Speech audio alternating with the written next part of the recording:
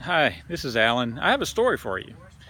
Back in '94, when I was in the military, I'd been in the service Air Force for several years, and I got an assignment. I was going to Korea. And when you go to Korea, you go there on a remote. And the remote is when you go without your family, without your children. You just go there by yourself.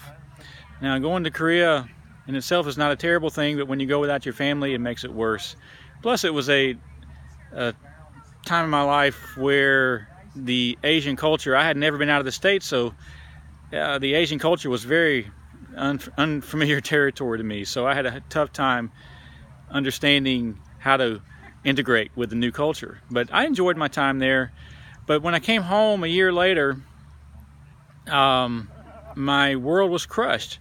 My then wife said that she didn't love me anymore, so it made it very difficult to breathe. Actually, it was a very difficult time in my life. I was depressed for a very long period of time, and obviously I got through that.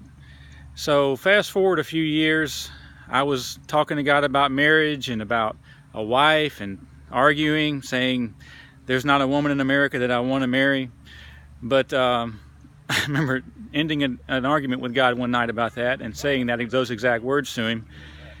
But a few months later, I went to a short-term missions trip to Ukraine, and I went there with my pastor and another good friend of mine. We were going to be there 10 days.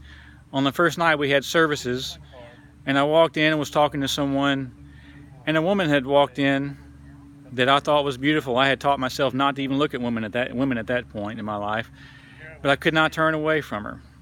And so at that moment, I found out the next day, that was the moment I fell in love with my wife.